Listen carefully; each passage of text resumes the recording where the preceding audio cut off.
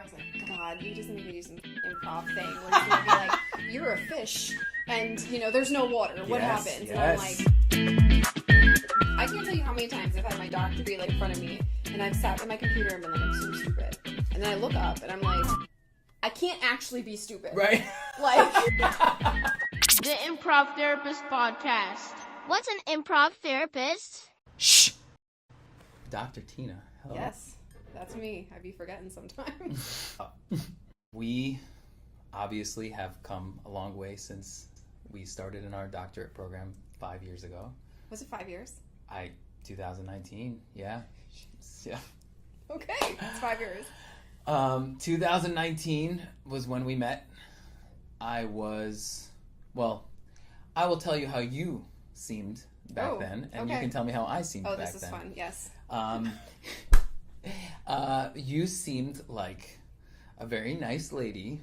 Really? Yes. Oh, okay. Who was very determined to not have anybody mess with you, including the doctorate program. Ain't nobody gonna mess with me. Wow. Because I was having a panic attack when I walked into school. Do you know what I did? I came to that first session and I left and I called my friend. No, I FaceTimed my friend. This isn't it. This isn't it. I don't know what I'm doing. They must have messed up. I don't know why I'm here. Everyone's so smart. I'm an idiot. I need to get out of here. That was literally what I did that first day. That's amazing. Yeah. 100%. That's amazing. Like, I'm out. Because I was one of the people that you must have thought were smart. Yeah. That's cool. Okay. I really did though. Oh man, well, I was like, I oh my appreciate goodness. that. Well, everyone, but I actually met, the first time I saw you That's right. was at the what is it called? Like a... Information session. Yeah, Yeah. like where Dr. G got up there and was like, he's always so astute, so when you're in his presence, you Right. just feel like an idiot. Even though he doesn't do anything to make you feel like an idiot. No. But he could just stand there and you're like, I'm an idiot. Right. Don't talk. So he was up there talking about the doctoral program, and I'm like in the back like, okay, let's, hopefully he won't ask any questions. I'm just going to take this information. But then I saw you, and you were next to that guy that was asking, I think, is it okay to be in this program and that on was parole? one of my favorite things. Or something. I actually wrote a comedy sketch based on that experience. The guy asked a question about the background checks. Yes. And then Dr. G answered it, and then he had more questions about the background check. He did. He's like... And he was like following up in intense detail. Yeah, like on which level? Is it like a category whatever? And I'm like, there's categories? Like, I didn't even know. But I was like, and then now we're all looking at him like, I hope you don't make it. I can't believe I never showed you, well, it's a script, so I haven't turned it into a video, but I basically took that experience and I put it in a corporate setting on a first day of a job orientation. And the guy's raising his hand and saying, what about class 2 felonies? What about... That's what, yeah. Yeah. And you were right next to him. I was in the back. I was like, okay. Oh, man. Yeah, I turned that into a script. Oh, my God. That's hysterical. Yeah. The only difference was at the end of my script, the guy grabs all the donuts and leaves because... They didn't give us donuts. They wanted to make sure we were paying them. Oh, you know what I wrote into that script, actually? There's one really nice lady in the room who's like just wants to know more information because she's curious, and he starts to like imply that the crime that he committed was murdering somebody, and then at a certain point he snaps and he goes, "Shut up, Linda, or I'll bury you in the ground with the other ones." Oh my God. And then everyone like stops, and he takes a box of donuts and leaves. Yeah, so my first impression of you was very, very wrong. I'm just... No, but that first day, it's such an interesting thing because when you go into a doctor program, you've already had a career underway, Mm-hmm. right? And then you're like, oh, I decided on my own to be a student again, and this seems like it's going to be a lot of work. What is wrong with me? Yeah, and I think also the part with school is because you're going into an academy and a university, all of a sudden, I don't know why our profession is like this, but it's like, I can't let my personality exist here. Yeah. Because everyone here's like, I in my mind, I'm walking into just geniuses, and somehow I skated through. I didn't know that all of us kind of felt like that. Absolutely. But no one said anything, Absolutely, right? yeah. But it's like we all, like, it took a while for all of us to just be honest with who we were in the program. At probably maybe, I think what bonded us was like panic. Yeah.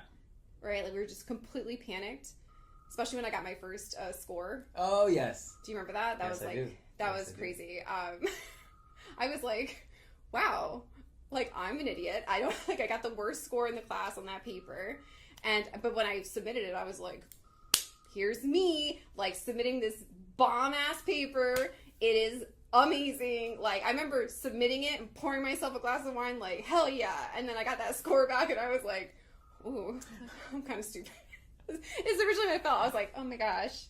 And it was like, that was a big like aha moment for me because I had two choices. There was another girl in our class who was like, got the same score. She's like, I'm out. Right. I was like, no. I was like, we can't be out. I was like, they said this would happen. They said that we had to stick together. Right. Like I was like, I'm in it. So we have to, whatever. And I remember the professor was like, you know, you haven't been in school in 13 years. You just don't know how to write. Right. I was like, I don't. Okay. So I remember going to the library and finding someone to help me how to write. And then it was like, as soon as I got those wheels back on, I was like, okay. Yeah. Watch me right now. Yeah. Oh, yeah. Being in a doctorate program is like being on a reality show where someone is going to get eliminated every week. Yeah. But you forget that so they're going to get eliminated. So you start to trust each other and rely on each other. And then they're like, and now for the elimination. Definitely right? one. And then everybody's leaving one at a time. And you're like, can I make it? I can make it, right? Should I make it? No, I don't know. And then we talk to each other and like, dude, I was this close to leaving the program. Oh my God. Right? Back and forth the entire time. Yep. Not knowing whether we're going to, be able to live like that. Because it's chaos. It's crazy. That was so overwhelming. I'd be up at 5 o'clock in the morning, my anxiety through the roof, just being like, I have to read this article. And every time I would pick up an article to read it, my ego would be like, you don't even know how to read. And I'd be like, yeah, okay. And then I would read the same thing over and over. And I would read them because when I'm loyal to something, I'll do it. But I wasn't grasping anything I was reading. Right. Nothing. Because my anxiety was so high. So then I'd read all 4 articles. I'd come into class, and then, I don't know, Dr. Platt would maybe be like, so what did everyone think about this? And I'm like, I have no idea. He's going to think that I didn't read it. And I would, absolutely have this panic. And then I'm like, what am I doing? I can't even, I'm not even comprehending any of this stuff. I wish I could go back now without the pressure, because I feel like I'd be so in those conversations. Well, I remember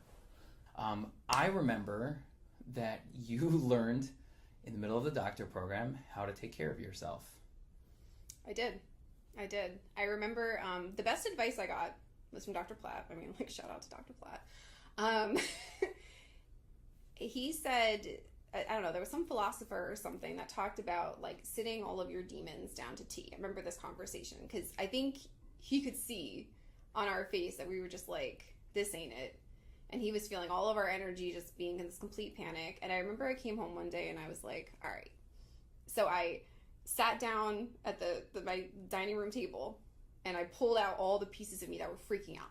So anxious Tina, depressed Tina, absolute panic attack Tina, angry Tina, I'm confused. I just sat them all down. And I was I remember a board meeting. I was like, all right, listen. I know you guys all have stuff to say and I hear you and you're all important. I remember this is when I started getting into parts work and inner child work, but on a different level. And I'm like, listen, I have to read this article today. So if I promise that later on, I'll let you guys all have your way with me. You could just tell me how anxious you are. But I promise I'll show up. I promise. I just got to get this one done. And I just remember silence being in my head. And I was like, this works. So then I started engaging in a lot of I started doing running. I used to take, depress me along. I started doing all this parts work with my day to day.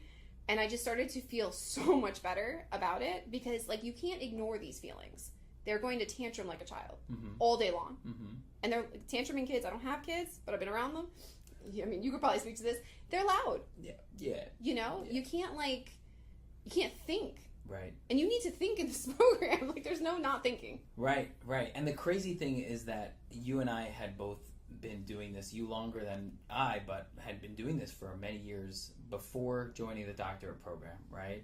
And I feel no matter how much you learn about yourself and you learn about self-growth and self-care and all that kind of stuff, like there is the only way to really reach that next level is through experience. And a lot of discomfort. And a lot of discomfort, yes. A lot of discomfort. A lot of discomfort, and you know, it's interesting that you bring up running because, well, two things. One is that a friend of mine asked somebody before he started his doctorate program, what would be your advice, your one piece of advice? And this person said exercise, which he was not expecting at the time. And when I heard that before, because I started with him at the same time, I was like, that's nice, right? And then like a year into it, I was like, oh my God, if I don't exercise, I am going to just, I think I'm going to like crack apart like a marble statue that is just like dried out. And like, yeah. And you also found exercise in the middle of the doctorate program. Yep. And to this day, you can't stop exercising in a good way. No. I have not stopped. I'm coming up on almost 4 years of playing tennis where I have not missed more than 3 days. Wow. That's amazing. Yeah.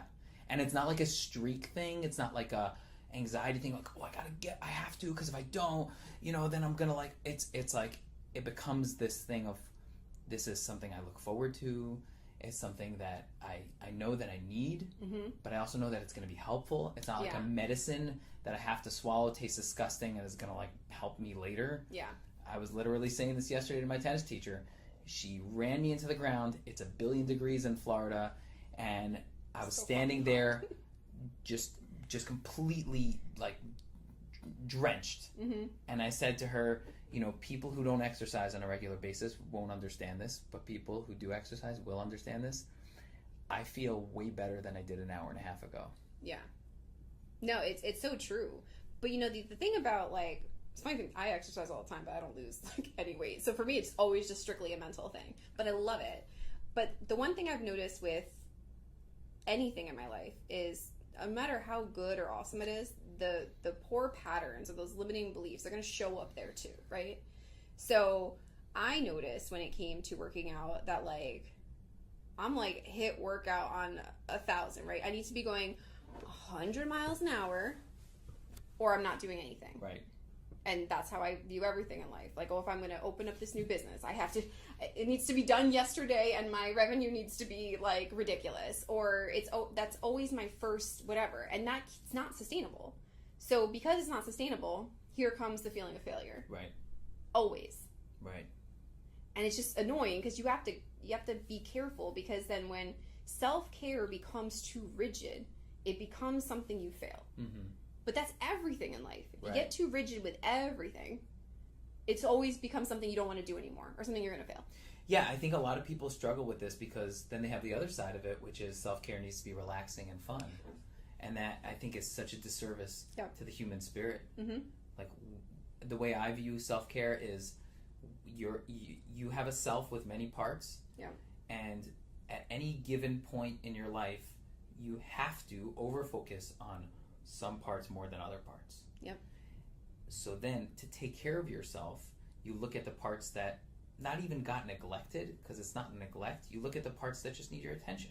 Yeah. And you spend time there, right? So, us, for example, who sit most of the day and talk to people and use our brains, need to be kind of, you know, caveman-like. Yeah. And not think and be very physical and stress ourselves out for self-care. Yep. Like, if I were to take a bubble bath every day instead of playing tennis, that bubble bath would be the most anxious bubble bath anyone has ever taken on the planet. And not to say that I actually do take baths. Same. I love taking a bath.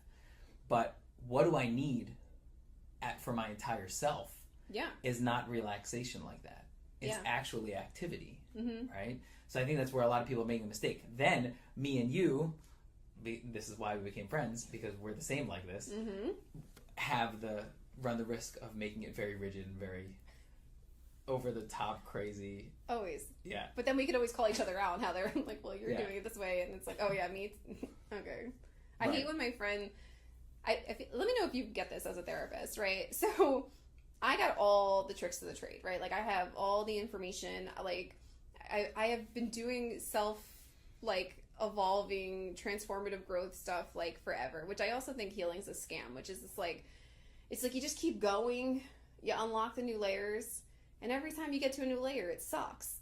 And then you get like a 5-second bit of like, oh, and then it sucks again. Like, cause now you're in the new one. Mm-hmm. But my best friend, I love her, but every time, like, you know, sometimes I can walk myself through a lot of stuff. I can process through the feeling, I can validate my stuff. Of course, I made you upset. But, you know, I can do the whole thing.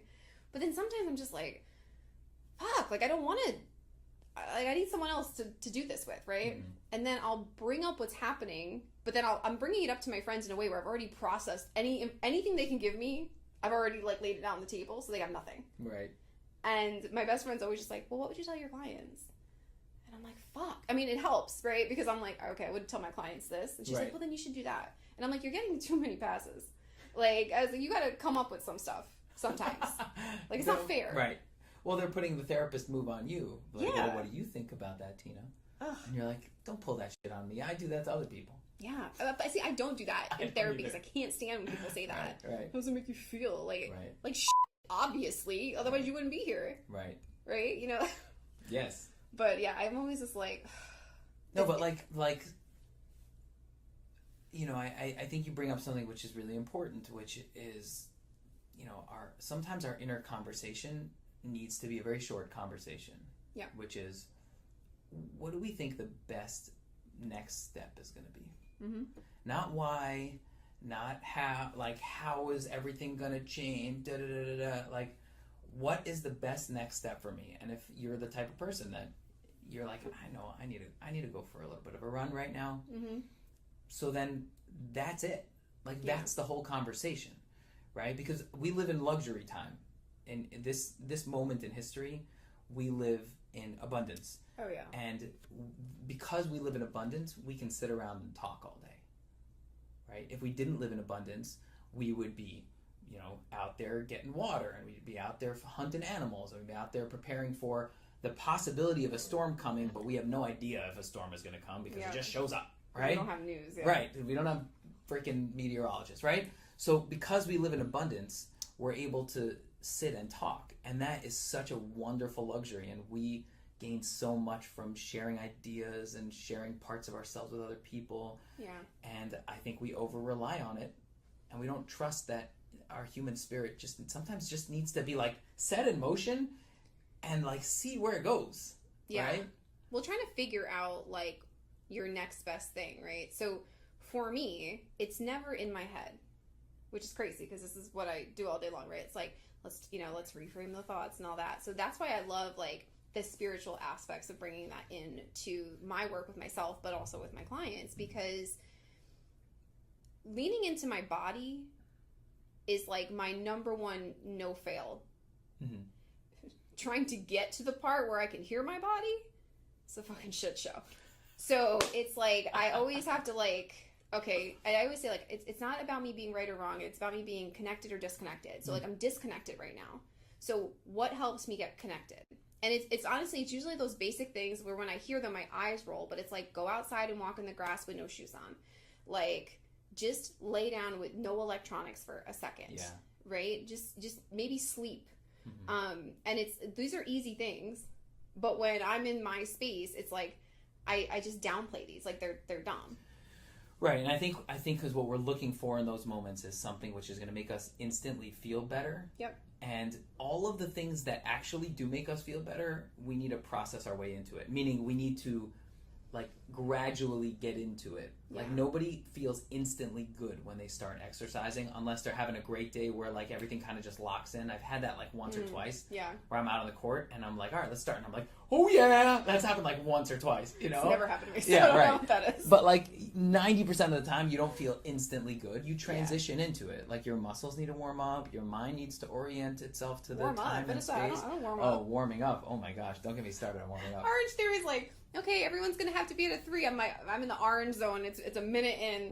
I'm like, you know, they're like, Tina, like it's green zone. I'm like, oh, I'm sorry. 1 second. Oh that's just me breathing is the green zone. So I'm like, okay. But even Orange Theory is, you know, they expect you to warm up before you get there. Really, that's really what meaning that the workout, the way that it starts it's like a plane that like goes off the side of a cliff as opposed to one that like lifts off the ground. Yeah. It's like as soon as wheels are up, we're at 20,000 feet. Yeah. Right. So, but like I've learned that warming up for everything is not only essential, but it's extremely logical.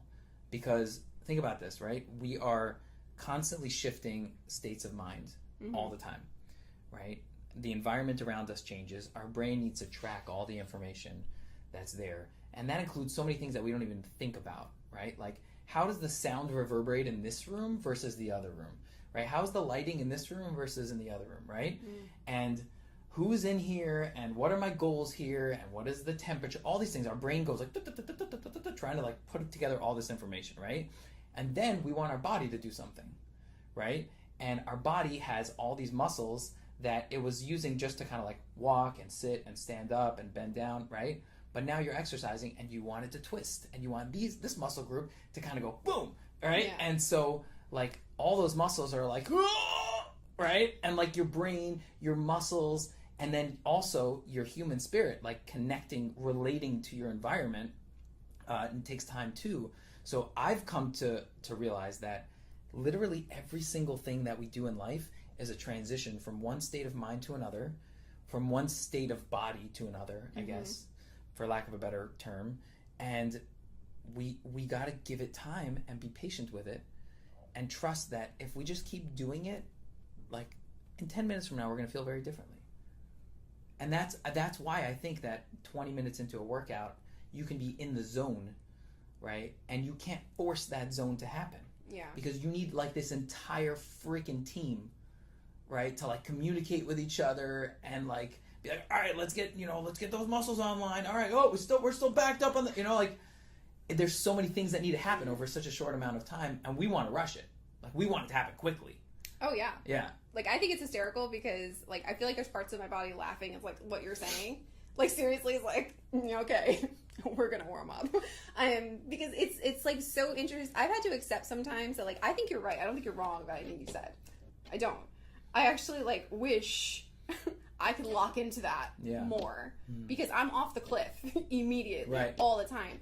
And the crazy thing is that sometimes that really works for me, and sometimes it doesn't. Right. At all. And it's like, how do I figure out which one to lean into, right? Because I remember, and this is a basic thing and it's crazy, but like I don't do outlines, right? Remember?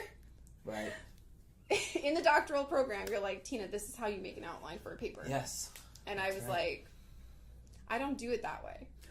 I was like, you're like, well, how do you know what to put in this section? I was just like, well, I have a point that I know I'm right about, and I'm just going to find research to back it up. But that's literally how I do this. Right. My whole research, like everything that I was going to focus on, I was like, I already know all this. So I'm not going to read all. I'm just going to find the research that backs all this up. And that's what I did. It was a shit show, and it took me forever. And I ended up writing like just probably 50 pages more than I had to. But it was like, I don't do that. I don't outline anything. I go, I just sit with it, and I'm like, is it a hell yes? Or is it a hell no? That's all I do. I don't think about it. That's so interesting. I know, and it's crazy. And I don't think it benefits me all the time. Right. But, like, when it's on, it's on. So, like, even now as I'm doing this new research, I'm like, I was just talking about it before. I was like, oh, man. I was like, I gotta find these stupid research articles to back up what I'm trying to say, like, whatever. But I know I'm right. And it's crazy to think, like, oh, I know I'm right, but I am. Like, I know I'm going to find this stuff. Right, no and I don't think that it's a contradiction, because somebody could misunderstand that as cockiness. Yeah. But it can really, truly be confidence. No, I truly, like, because I've done it, like, I know what I'm about to write about, right? So, like, and now that I'm building this community, like, I know that there's this need. And I've already done a bulk of the research now. So now it's, like, it's nice, because you're getting language and publications behind, like, a thought process you've just had your whole life, right? So like that feels good. But yeah, it's like I'm just nose diving in without being like, is it cold? Like, is it hot? Like, is this good enough that what I'm wearing? Like, I'm just like in, and then afterwards I come back out and I'm like, okay, we need to go like this. Right. And I think that there's definitely value in that. There really is value in that. sometimes like I need to do that more, where I'm starting something and I need to like just be like, whatever, let's go. Yeah. Right. Especially if it's a skill that you've developed and that you really could do without thinking. Mm-hmm. Right. Like that's the thing, is like once you practice something enough times, you can do it without really like straining. Yeah. Right. And you know, something that I've learned with music specifically is I know how to play. I don't have to overplan it and overthink it. Yeah. So I can prepare. There's a fine line there, because I could prepare, which could turn into like over planning. Yeah. Right. But at the end of the day, if I didn't prepare anything, if someone handed me a guitar and said, "Go," I'd figure it out, because I've been doing it for long enough, and there's a certain confidence in that. That wouldn't be true with a lot of other things, because I started playing guitar when I was 14. Yeah. Right? And so I think that like there definitely is value in being like, yeah, let's go. I know I'm sure this will work out. Yep. I can operate like that. What I found was that, you know, the parts of myself that want results were very impatient, and I developed, or rather I got access to a part of myself that could tell the impatient part to stand down, because it's not time for results, it's time for warm up. Yeah. And that was something that was new to me, that I only gained through tennis, honestly. Wow. First through tennis, then through improv, and then I found the writings that back up that theory in the improv land, talking about how when you want to be creative and you want to share a space with someone else and share a scene and come up with things, you got to get attuned to the moment and the people and every little aspect of it. Yeah. You can't be like, I'm witty, say something, and I'll say something witty back to you. Like, you have to get into this like in rhythm with your environment and your people, mm-hmm. in a spiritual way, right? Where then something pops out of your mouth that you're like, where the hell did that come from? That was incredible. Yeah, like the way you do that, when I was coming over here, I was like, God, you just make me do some improv thing where he's gonna be like, you're a fish, and you know, there's no water. What happens? Yes. And I'm like, I was like, I'm not. I was like, that's gonna require a lot of thought, and I was like, but he's gonna be like, just go with it. I'm gonna be like, I don't want to. Yes. But like, yeah, you're so good. Stay tuned for the next episode. Yeah, but that's like the fact that you could just do that. I'm like, okay. But then sometimes, like, you know, we all have these unique gifts that, like, we're so surprised we have them. People think that they're just, like, this most amazing thing, right? And I'm just like, this is just who I am. Right? And I find it crazy, because, like, these old me, when I was so much in my head, like, to sit down and talk to you, I'd be like, I need all the questions. Yep. I need to, like, I need to sound super good. So if I was ever needing to go on a podcast or an interview or anything like that, I would be like, okay, like, I need to get down all the questions. I need to make sure I have an answer so I don't look stupid when I'm answering this. And now the more I've gone to work on my genuineness and my authenticity and just knowing who I am as a person, like, I'd rather just not know. Like, mm-hmm. bring the question, just tell me what you got, and I'm going to just intuitively give you my most genuine answer, even if I don't know the answer. Yeah. I'm going to be like, you know what, I'm not sure. But it's so cool, because, like, now I'm surprising myself with the stuff that I can do. Like, mm-hmm. trainings on random things that I've just never, like, give me your best shot. Like, I got it, no problem. Like, just stuff like that. Like, I love it. Yeah. But it's just because, like, you know, but I had to get out of my head. Right. Oh, 100%. I think that when you say that people see you doing something and you're like, this is me, that's because you have access to who you are more. Yeah. Right? And so then what you're doing is you're showing up as a more authentic version of yourself, right? Meaning to say that you're not in your anxiety and you're not in, like, you know... Or I'm actually bringing it in, too. Right. Like, you know, people are always just, you know... Sometimes when I talk about things, people think that I'm literally, like, the most freaking out. What are you talking about? Well, the first time I met you, I was like, oh, this lady's not going to take no nobody. I take all the shit, Juda. Take all the shit. Not anymore. I'm just kidding. But, like, no, like, it's seriously, like, yeah, like, I have anxiety all the time. Sure. You know, I'm stressed out all the time. Oh, my God, am I supposed to be doing this? One day I'll be like, this is great. I'm so in my soul's purpose. This is amazing, blah, blah, blah, blah. And the next minute I'm like, what the fuck am I doing? Yeah. I was like, why are people listening to me? Mm-hmm. And then sometimes I'll look at my degree and I'm like, who where did that come from? Right. I'll reread my publication. I'm like, did I write this? Right. When? Right. Was I disassociating? Like, who wrote this? Right. Right. And like, you know, when it comes to like scholarly people, like I don't feel like you know, this in my head, you know, like Freud, right? Like that's who I think of, like, as, you know, I'm like, I don't look like that. I don't act like that. I definitely don't talk like that. You look a little like it. You think? Like Sigmund. I always thought that. I wasn't gonna. Okay. The first time I saw you, I was like, "Is that Sigmund Freud in my class?" I'm stupid.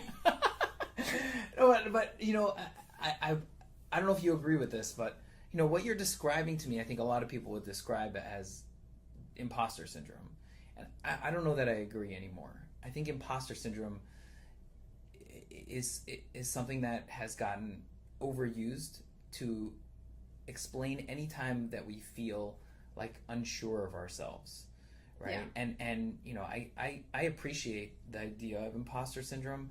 I think that I can recall times like where I really lived in imposter syndrome, where I was fighting between feeling like I have no business talking to any client and then vacillating back to the other extreme, being like, I am amazing at this. Like, that's imposter syndrome, which is really a weak ego, right? Yeah. And a sense of self that needs some building up.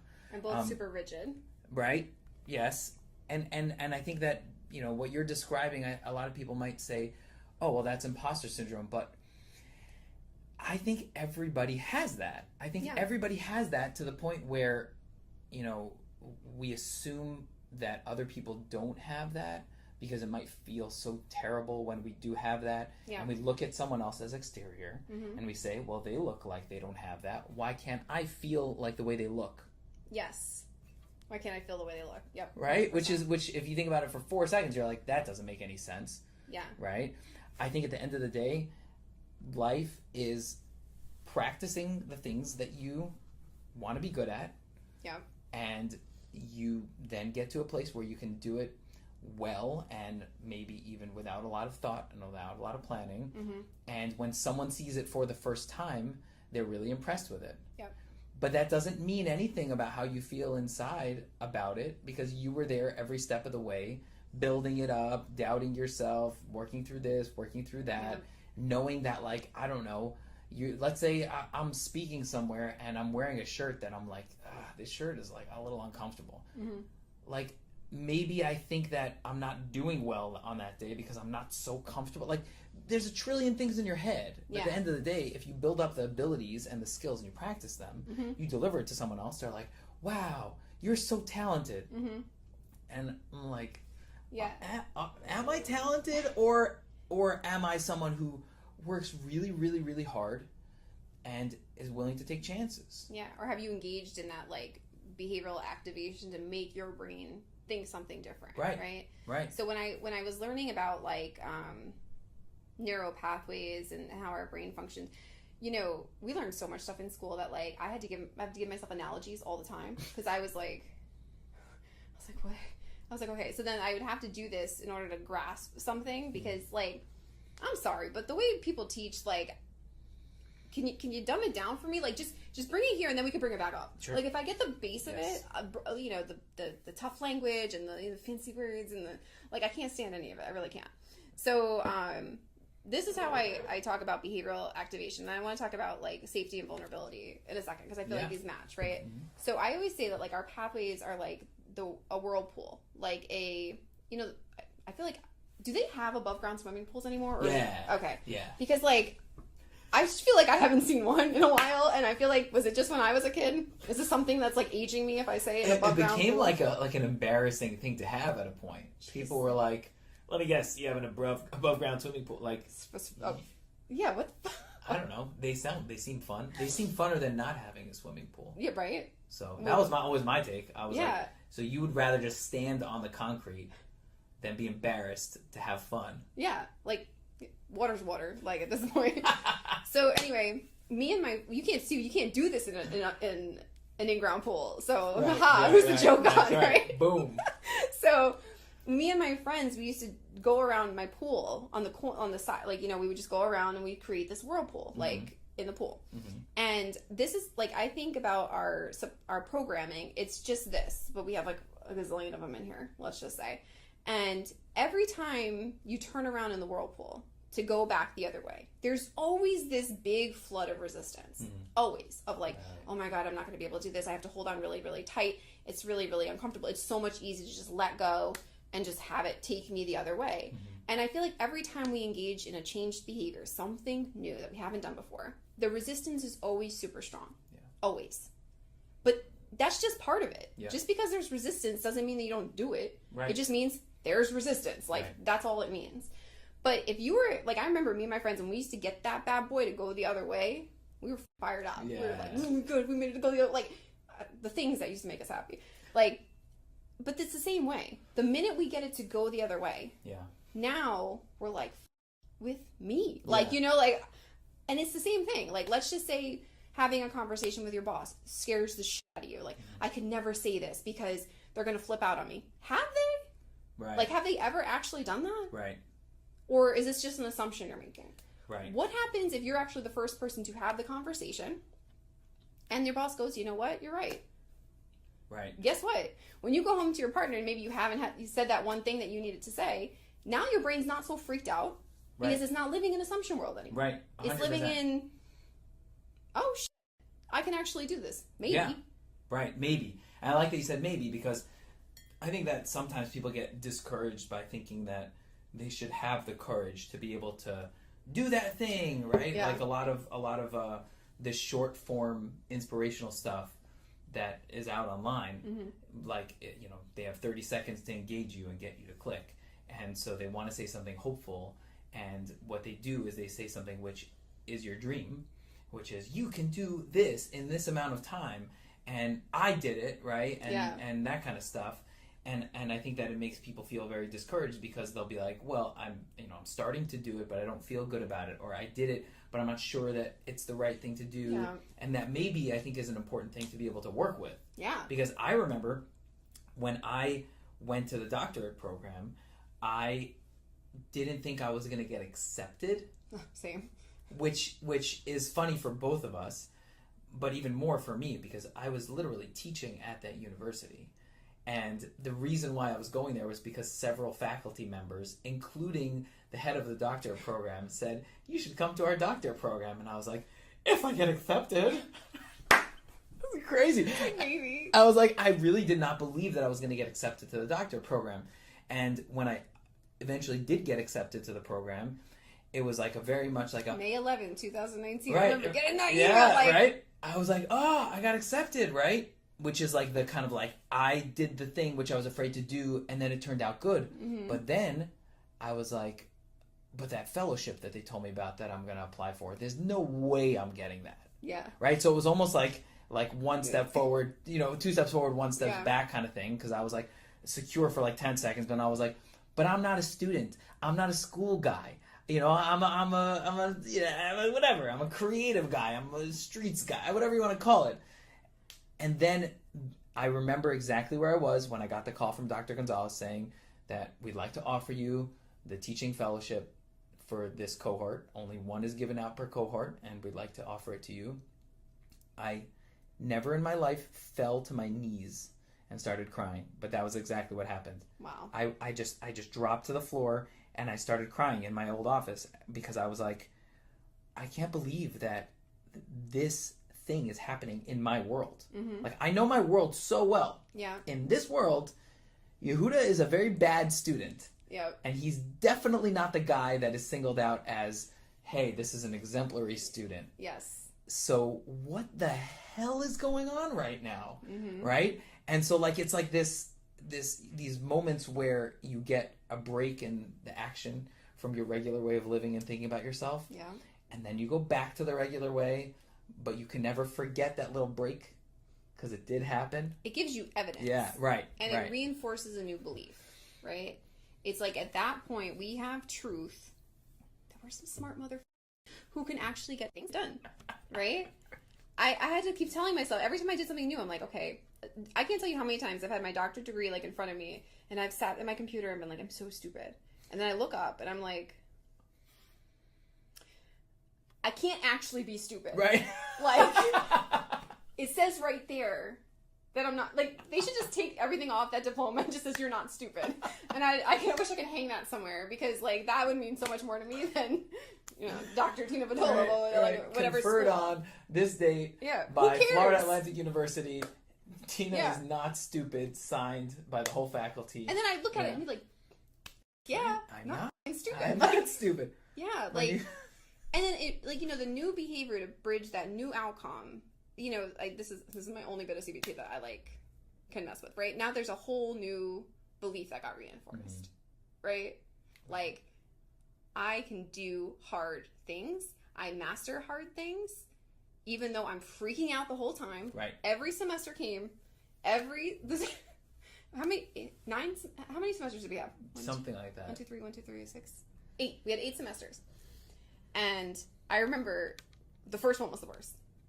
Oh. Absolute, like, that was just, oh my God, that was just horrible.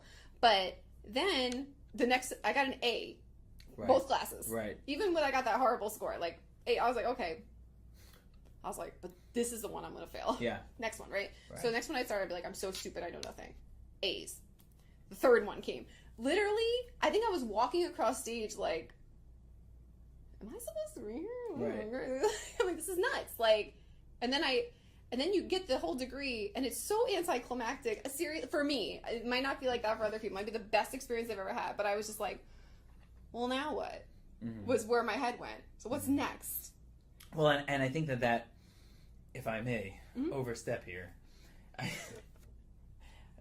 Don't fuck with me. yeah, I don't know what you're gonna it's say. a good you're not gonna give me permission either way. Even if you don't, it's too late. I'm overstepping. He's doing it. I think that's a holdover from the old way of thinking, Mm. because the old way of thinking is just this like chaotic, run through walls, like Kool-Aid guy all the time, and the more balanced and confident way of thinking is every accomplishment is added to the like width of my life, like the foundation, the things I get to do. Yeah. It just keeps getting wider and wider and more beautiful. And the old way of thinking is like run, what did I get? Yeah. And the reason why I say what did you get is because Hence why you work out the way you do, Right. and I work out the way that I do. well, that I trust me, my tennis teacher still says to me, you're trying to force it. Just because I hit harder doesn't mean you need to hit harder, Yeah. right? Like, be intentional, pick your spot. She'll ask me on a scale of 1 to 10, how tense are you right now? She's scaling you. Well, yeah, because She's scaling you. yeah, I love she'll be it. like, where are you at? I'll be like a 9. She's like, I need you at a 6. Let me bring me a 6, right? And I know what she means, and I appreciate it. That the old way of like accomplishing things in that like intense, rushed, aggressive kind of way is essentially a survival tactic. Yeah. Of I am nothing, and when I get this thing, I will be something. Mm-hmm. When you get there and you realize that it didn't make you into something, you go, what now? Yeah. Right? Well, yeah, that's what I was saying. Like, okay, if I get my doctorate degree, like, I'm never going to feel like an imposter again. Right. But this is where it got interesting, where it was like, you know what? I'm going to achieve and be anxious as fuck. Yeah. Like, and it's okay. Yeah. Like, that still happens. Yep. And that's what I teach, right? It's whether it's my private practice or my coaching clients, it's about the vulnerability of being able to discuss, this whole like we don't bring up pieces of ourselves into practice is absolute bullshit. Yeah. It like when you think about human connection and what makes you see someone and go like wow, or see parts of yourself in that person and maybe get that motivational drive, like it's about that safety and vulnerability, right? And academies and like these rigid, they don't teach this, right? But this is what fosters beautiful human connection. Yes. Right? It's like, but how do you create that without giving parts of yourself, without being open and honest about this? Yeah, well, and I think that I think it's a hard balance, and we've talked about this a lot of times. That like, being open and honest and giving of yourself doesn't mean that you're just saying all of your secrets and all of your darkness. Yeah.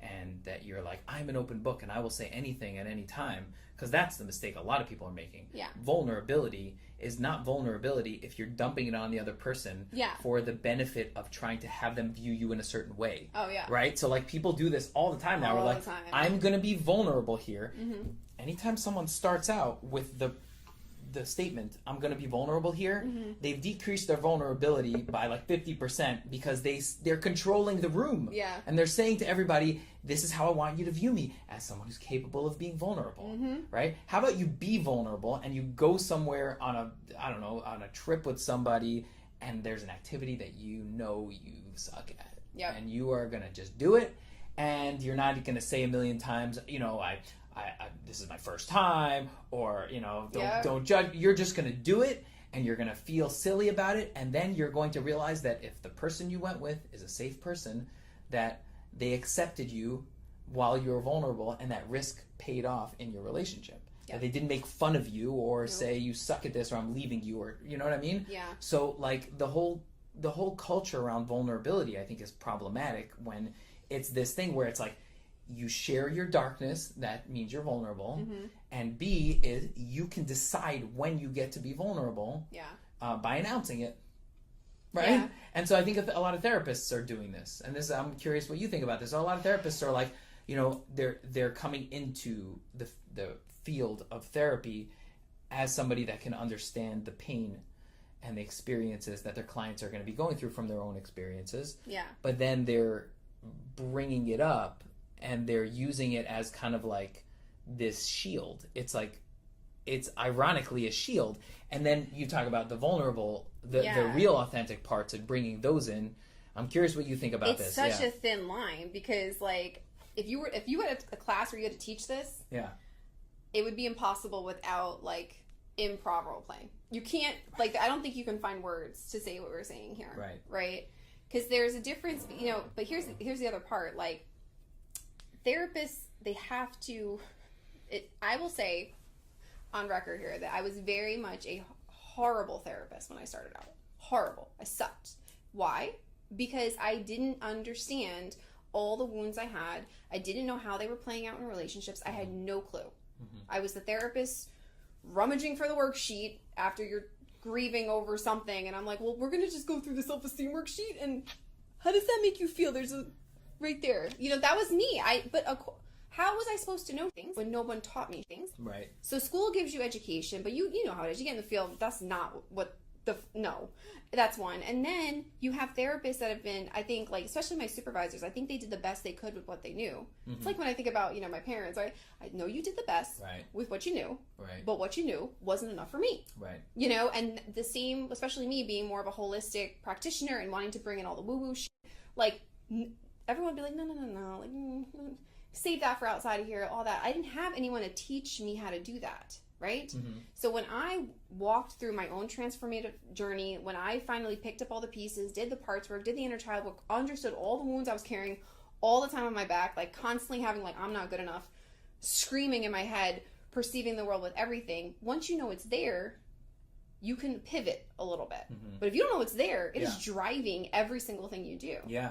And it's driving in a way that's seeking comfort and validation, and you can unconsciously be seeking that from your clients. I think we're all seeking some sort of validation from our clients, because how would us therapists feel if nobody ever came to us and was interested in what we say? Like, I make fun of myself on this, but think about the professions that I'm in, right? I'm a therapist, a comedian, and a musician. Essentially, I pick 3 professions where everybody's going to come listen to me. Right? And you're recording yourself, I think. That's right. And I'm in the middle of doing it right now, right? And I'm making a video so that I can share it with people so they can listen to me, right? That is one of my largest wounds. One of my largest wounds is not feeling heard and not feeling noticed. At the same time, that's one of my largest strengths, right? In these areas is where I feel comfortable and where I feel like I am myself. Right? So there's this fine line where I'm like, I'm asking people to come to me to listen to what I have to say, but is it because of my wound and I really want people to hear me for the first time in my life, or is it because this is a skill set that I have which is beneficial to other people and really it comes from a deep part of myself? I have to ask myself these questions all the time on a daily basis. And I don't think a lot of people are asking themselves these questions. I think they're being very, shoot from the hip, in terms of like what their advice that they're giving Mm-hmm. to their clients are, and they're not seeing how they might, where the line is, between using your client to heal a wound, or using a part of yourself to be there for somebody else. To help your client accelerate through something. Yeah. Yeah. Because I share a lot about the emotional spaces that I held, and I speak a lot to that with clients. Like I'll talk about an emotion, describe it. Because I know what they're talking about, especially because I was once my ideal client, right? So anxious, codependent adults, like, come find me, because I can really help you through this journey. Like, it's a wonderful specialty for me. But it's because I've kind of gone through all of these things. So when I say, like, it feels like, and they're like, yeah, like how, and I'm like, yeah, I know that feeling. You know that feeling. Yeah. And in that moment, I would imagine that you are coming from a place where you're hoping to give to them, not make yourself feel better about that feeling that you've had. Because allow it in the room, like allow it to exist. Know that someone else knows what that is, so you're not alone in that, and it's normal. It's like that stuff that, like, I get chills now. Like, that's the stuff that, like, really I love about allowing myself to exist with clients. Yeah. And you couldn't allow yourself to exist before you rummaged through your own stuff. You couldn't allow yourself to exist with your clients before you rummaged through your own stuff, because you can't have capacity for other people until you have capacity for yourself. Right. It's like, that's it. Right. And you might have unconsciously been using them to make yourself feel better, because those were unexplored areas that needed attention. Yeah. That's all of us. That's what we all do until we really start to pay attention to the dark parts of ourselves that need attention, so we can wade through it to get to the center, which is an authentic, beautiful person that loves helping people, that is flawed, and is not always going to have the right answers. Yeah. Right? And is willing to say, I was wrong. Yeah. Right? If you're not willing to say you were wrong about stuff, then you're nowhere near your authentic self. Oh my gosh, no. Not at all. Being able to be authentic and honest in those therapy sessions compared to, like, where I was when I first started out, like, you want to talk about, like, all in your head? Right. I was all in my head. Like, what are they going to think? Very codependent strategies in terms of how I was moving in the therapy field versus, like, owning all the pieces of me, all the woo-woo pieces, all the, holistic pieces, spiritual pieces, intuitive pieces, all of it. Like, owning all of it is what also gives permission, and this is something we talked about, like, with your improv, is like, it gives permission to the other person in the room. Yes. To be their authentic selves too. Like, when we talk about, like, us bridging our most authentic self with all the wounds, with all the successes, with all the pieces into the room, we are, like, in an unspoken way saying to our client, you can do that too. Yes. Anywhere. Right. Not just here. No, yeah, and I like the way that you say that it's unspoken, because when you're really in a good, healthy space as an individual, you don't need to tell the other person how healthy you are, right? Oh, and that's something that comes across. Like, real confidence is silent. It's like I like to think about it as a low hum. Like, it's there, and you can feel it, but it's not in your face. And, like, when you are in a confident space, like, you don't need to tell other people I'm in a confident space. And I know there are times where I've felt that as a therapist, where I feel very much in my good space, that low hum, and it's inviting for other people to join you in this part of the world. Yeah. Yeah, but it's not easily achieved. All this talk about the authentic self and be your authentic self, like, you don't just become an authentic self. The way I view it is that we all have an authentic self, which is buried under tons and tons of shit. Tons of shit. And every time we move a layer out of the way, it's very satisfying. And since the authentic self is an energy that's emanating, you can feel that you've gotten closer to it. But then there's another layer of shit. But there's another layer, right? And that's not, and that could be discouraging, and it could also be an accepted part of the growth process, which I could say sometimes I feel that and sometimes I don't, because I could feel lost sometimes, because you don't know what you don't even know where the next layer is sometimes. Oh yeah. And that's where I really get frustrated. But the authentic self is buried underneath a lot of stuff. And, you know, we're here on this earth for as many years as we are. And whatever belief system you have about, you know, human beings, if it's anything in the spiritual realm at all, it's going to say that we're here to grow. Yep. Right? And if we're here to grow, so then we can't say we've achieved it before our life is over. Yep. Like, you can't just be like, I got it. Like, I found my authentic self at 24, 29, 38, 51. Like, it's evolving. Yeah. And none of us know, I'm going to get real heavy with you here. Get it. None of us know what the moment right before you die is like. Well, obviously. None of us know that, right? Yeah. Obviously. So, but what that means is that there's a part of the human life that none of us could talk about. No one could say, I experienced this, right? See, this gets, because you can get existential crisis here, right? Yes. To the point where you're just like, what does it all mean? Yeah. You know, like when you get to that point, now you're at a place, again, I love, you know, existential theory. I know that's like your jam too, but like it's, you gotta stay like somewhere, you gotta have a nice little dance somewhere in the middle. Like when you get too far over here and too far over here, you're stuck. Oh, I absolutely agree with that. Somebody was telling me about a philosopher the other day, and he was like, yeah, he was a depressed curmudgeon. I was like, that's redundant. A philosopher who was depressed, right? Because what they did was they asked the painful question of why, and they centered their life around that question. And this goes back to what we were saying before of like, we live in a world of abundance where we can sit around and talk, and sometimes we can sit around and talk too much. Yeah. And we can talk ourselves into depression because we do live, the human experience is this confusing existence of we're searching for why, but we have to live with a how in order for us to feel like we're getting closer to the why. Yeah. Right? So like, it's like, I'm at 42 and I feel like I just got to the why. Right. Now. And it'll be gone. It'll be gone, right? I'll get through that and be like, well, then maybe it's this. You know? But it's like, everything I had, you know, most therapists, right? It's like, we got to get into private practice and then we've hit goals. Right. That's it. Right. Private practice. Who's feeding us this shit? Right. Because then I got into private practice and I was like, that's it. Look at me. Like you were saying about the anger being, you know, using the anger. Yeah. Like, I didn't know another way to do things. Like, I used to think anger was the best motivator. Yeah. And I don't even relate to that anymore. It feels like a different planet. Like, I remember I was once playing guitar and jamming with my friends, and we were like, all right, everybody focus up. And I started playing, and one of my friends was like, why are you so mad?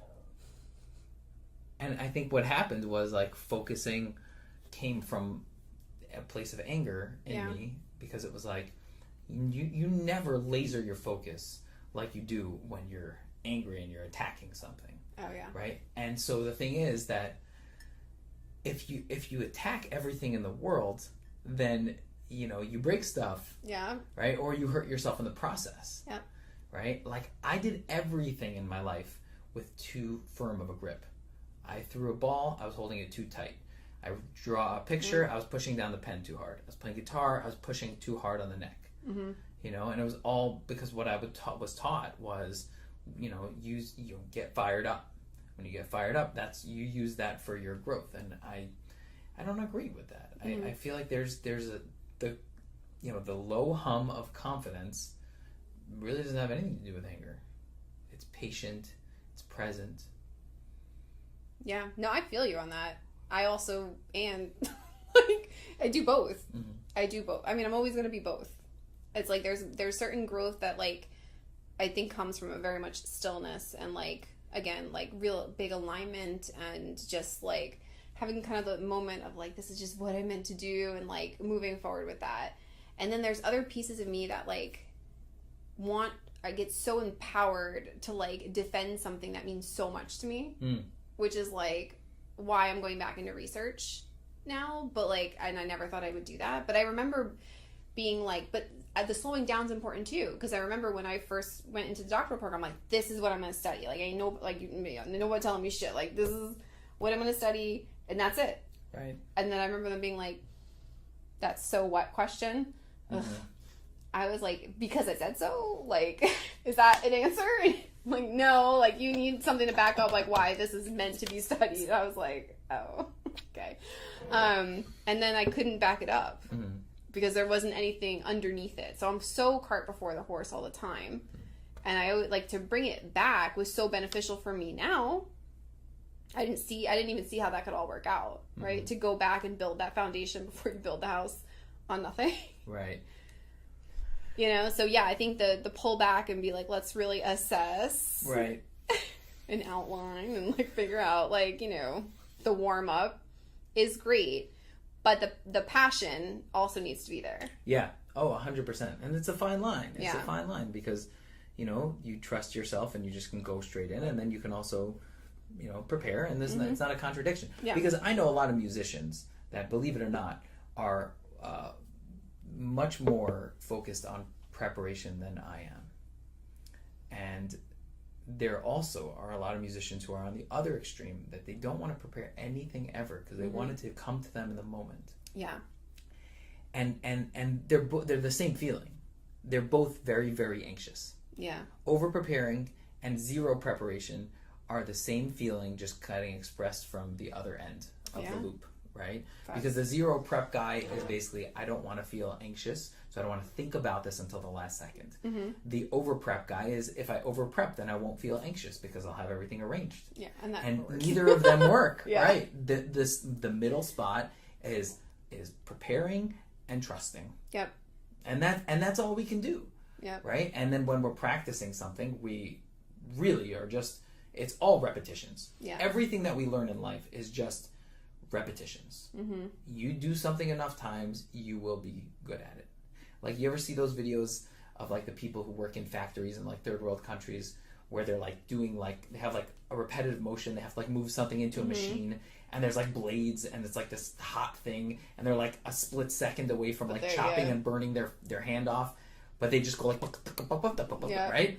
They didn't take a course on how to do it, right? They did it once very slowly, they did it a second time very slowly, and then incrementally their brain got used to the pattern, right? And then they're able to do it without thinking anymore, right? So it's like repetition. Yeah. It's, are you too anxious to practice it because you hate how not good you are at it yet at this point, right? And are you too anxious to prepare something because you just hate the feeling of anxiety, so you want to be all last minute and be like, yeah, I got this. Yeah. Somewhere in the middle, there's every single day I do a little bit of this thing because I care about it, and the more I do it, the better I'll get at it. Yeah, it's like Dr. Brian Hawkins' book, The Power versus Force, right? He, like, that's all he's talking about is like, and it's true. Nothing I've forced, Right. I've never had a good outcome. Right. Like, ever. If I go back on every single, not once was it a good outcome. But when I feel powerful, when I get myself aligned with, you know, because even on his scale of consciousness, anger is like right there, like in the middle. It could go one of two ways. Yeah. And you can totally see that. But it's like when you're higher on the scale, you're moving in empowerment. You're moving just like, no, I know this is why this is happening. You know, like, I'm steadfast and I believe in this. I'm aligned with this. But then when you're moving in a reactive sense, or you're you know, just like spiraling out, you're pissed off, like you're irritated, impulsive. Like, I've regretted many decisions off that. And like, but it's part of my programming. So I know this now. So if someone can put something in front of me and shiny, I'm like, yeah, yes. Now, and I'm not wrong on my yes. Right. I'm wrong on the timing of my yes. Yes. I totally understand that. Urgency and important are not the same thing. Yep. And so something could be important and we can still move without a sense of urgency, right? Because I know that experience too, where it's like, I really want this. I want to make this work. So, but why the rush? Yeah. Right? Like, take what's an extra, the timeline, and also like the fake timeline. Right. Fake Oh timeline. my God. Like, it's like, this has to get done because what? Like, Right.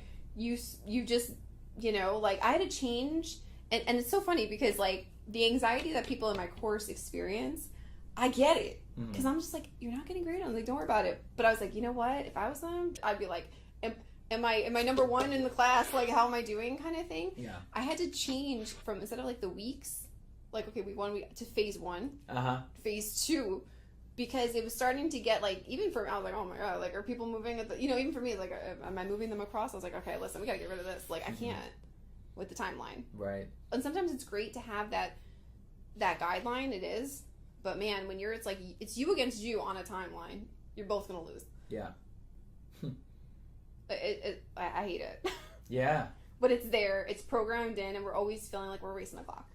Right, and we're always feeling like we're racing the clock to a certain degree because of that existential thing. Because, the death frames life, and without death, we wouldn't have any sense of urgency. Yeah. Like if we didn't die, we'd be like, I don't know, I could learn tennis in 1,000 years from now. Yeah. Right? We wouldn't have any sense of urgency, and that's a big part of existential theory that a lot of people don't understand. Mm-hmm. Me and my friends always joked about how like Irvin Yalom is obsessed with death, right? And you'd go to a session with Irvin Yalom, and he would say, "So tell me about your week," and you would say, "I went to a party."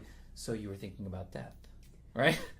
But the reason why somebody is obsessed with death in existential theory is because they're really obsessed with life, right? And if you understand that life is finite, and that's really the foundation of everything that we do as human beings, then death is the dark that shapes the light, right? So like you can't be like, I want to be an expert in light, but I never want to look at dark. Yeah, you can't. You can't. No, you're right. Right, and that's where Yalom writes that, and this is existential theory, that people who have very intense death anxiety usually are filled with a lot of regret, that they're not living the way that they want to live, right? And so the reverse would then be true. If you live the way you want to live, like really deep down and connected, then you're less afraid of death on a minute to minute basis. Yeah. Because you are not afraid of it ending without you connecting to those parts of yourself that you wanted to, but missing out on that. Yeah. Right. See, this is when theory becomes fun if you talk about it this way, That's right. versus how I was taught. Not the second time around, the first time around. Right. Just to be clear. Right. Shout out, Dr. No, that's right. No, if you talk about it this way, you right. It can be a major part of the way that you view the world, and then I'm going to go play tennis, and that's the thing that I think a lot of people are missing, and a lot of philosophers are missing. I don't think any philosophers you gotta eat, breathe, sleep it all day long. You know, like you can. No, and then you live your life. Like you got to go back to living your life, and living your life means living your life. Yeah. Not what other people say you should be doing at this point in your life. Yeah. Right. Like I know that tennis is perceived as kind of like a dorky white old guy sport. That's how a lot of people view tennis. Yeah. I also know that pickleball is a lot more popular than tennis right now. So when I talk about tennis, people go, "Have you tried pickleball though?" Yeah. And I'm like, yeah, right? In terms of popularity, it is not in the top 10 of sports when you go around talking to people. It's not. Mm-hmm. The feeling that I get when I'm on the tennis court is the best sports feeling of my entire life. I've tried to think of different sports feeling, like making really great contact in baseball, or like some sort of sliding catch or something like that. There are two that come to mind.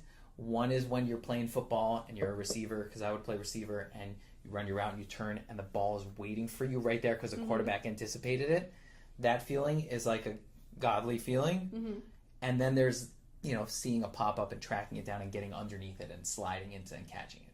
Those two feelings are up here. And then on top of that, this is mine, right, is when I turn and I let it rip on a ball and I want it to go exactly to a certain spot, and it does with perfect contact and perfect timing, I can sit and replay those shots in my head over and over and over again.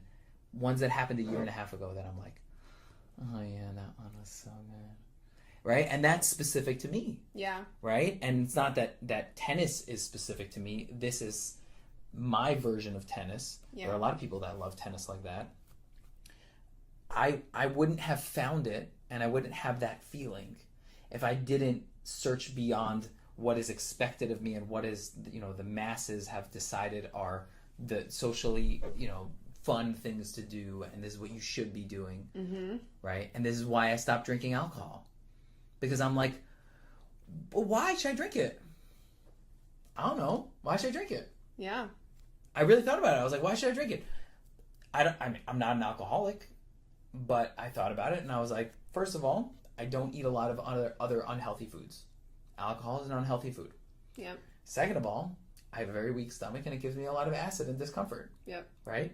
Third of all is that I really do, when I would drink alcohol, it would mostly be because of peer pressure, like meaning everybody has one in their hand, and I don't want to be one who doesn't, or because I wanted to loosen up. And what I learned from improv is how to loosen up without alcohol, right? And that's when I realized that I get to define my life. And I decided that I want to play tennis and not drink alcohol. Yep. And I'm 35 years old, and that is not what most 35-year-olds do, but this is what this one does. Yeah. Because I've worked very hard to get to know myself and what I need. And what you need. Yeah, like when people are like, oh, we're going to dinner at 9. I was like, haha, 9?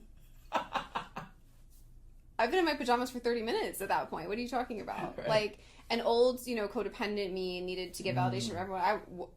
I'll stay out till 3 o'clock in the morning. Like, I don't care. People are like, oh my God, you're such a grandma. And I just send the grandma emoji. I'm like, yeah, sure am. Right.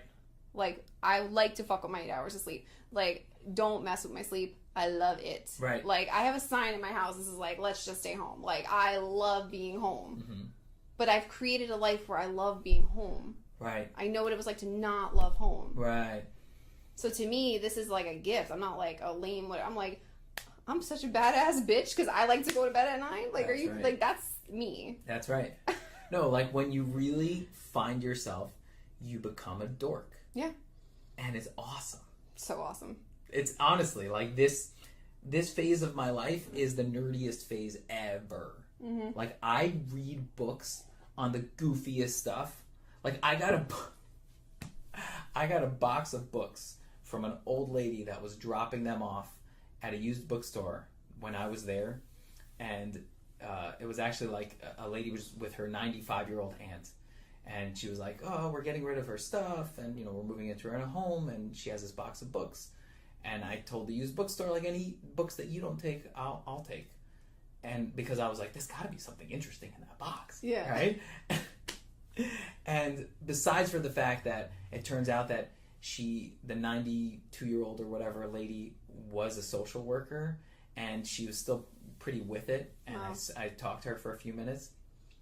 And she told me some stuff about, doing work in the 80s before there was a lot of acceptance of a lot of these things. And she also told me that they literally just came from the university where they dropped off boxes of psychology books, like old ones. And I was like, that could have been mine. Oh my gosh. Oh my God. Oh my God. You would have been highlighting the... Oh my God. I would have been like... Yeah, so I got a book in there about like the regions of America and like the landscaping, and I don't even know, but like me and my friend were like giddy over it. We were like reading it together and like, oh, look at this one. This is cool. And his wife was like, what is happening right now? And I was like, you don't get it. Okay, you just don't get it. You just don't get it. But like, I was having a great time.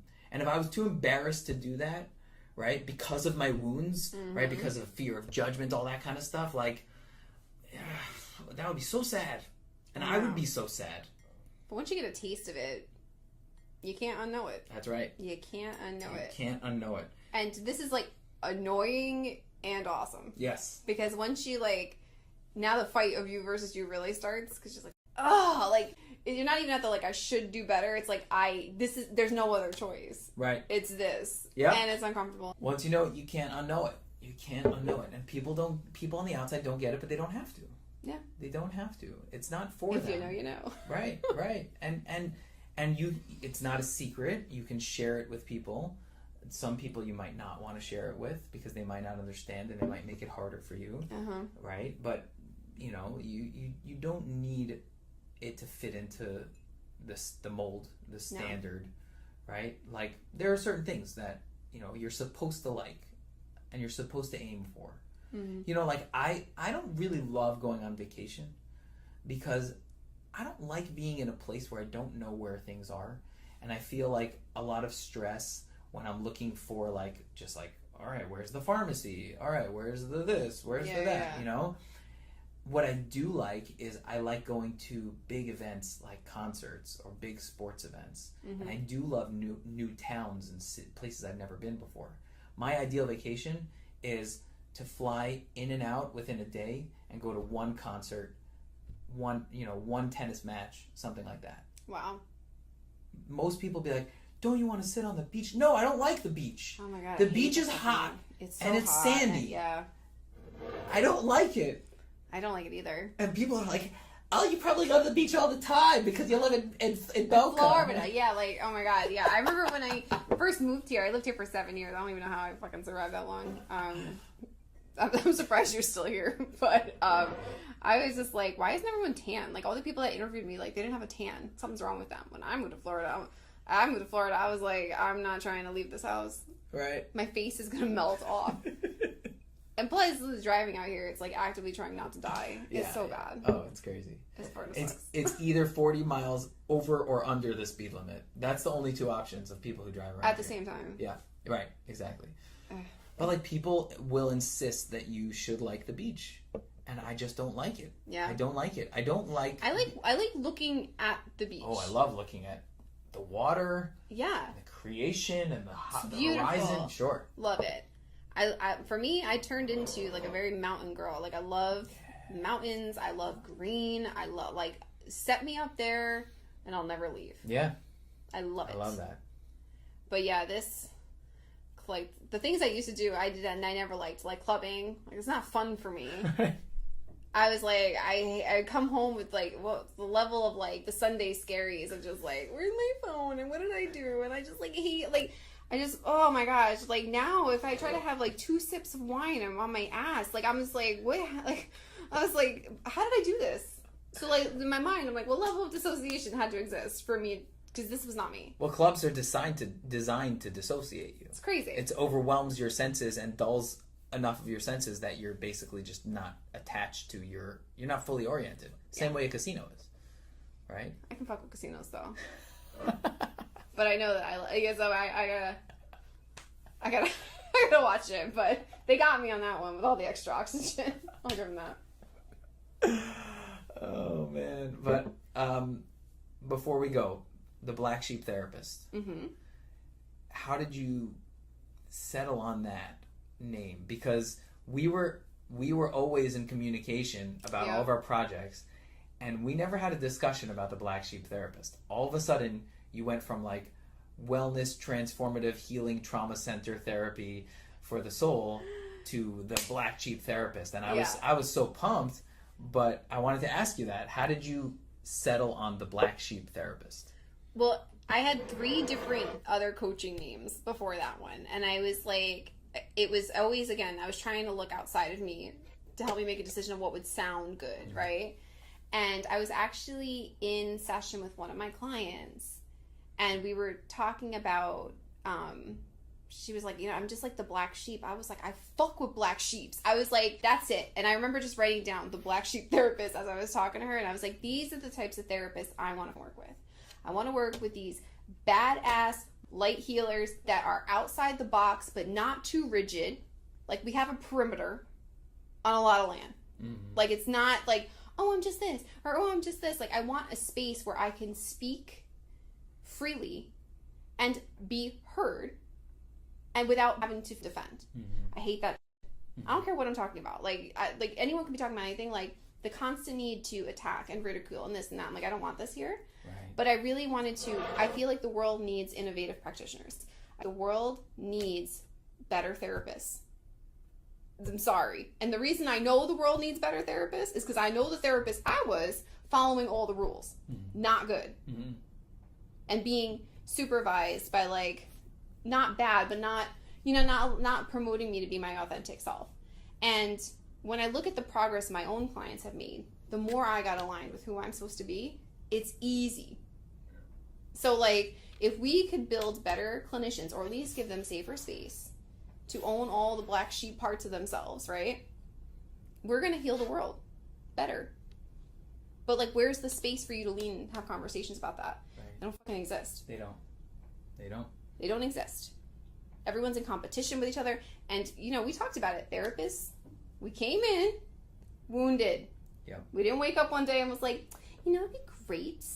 I feel like I just want to help people. Like, we didn't do, like, it was like, maybe we said that. Yeah. But we were like, my family's fucked up and I have low self-worth. And I think the only way I can feel better is, like, to help other people and forget all my own shit. It's like active engagement of avoidance. I made a joke at the therapist event where I said, some days as a therapist you think, why do I even do this? Yeah. And then you remember your dysfunctional family and how they made you into a therapist before you could tie your own shoes. That joke did not land. Really? Because it was way too real. Way too real. The one or two people that laughed, I'm like, you be my people. But they're probably really good therapists. Yeah. I was right? Because they're open okay. to the vulnerability of that. Okay. And then someone was like, too real, Juda. And I was like, yeah. All right. You guys are amazing. But, like, you have to, like, seriously, like, if you haven't checked yourself on why you became a therapist, right. The time is now. The time is now for you to own why that happened, right? And then just unlock that door. Yes, because you're gonna find a bunch of stuff. All the clients that tick you off, and when you're feeling burnt out, all that stuff.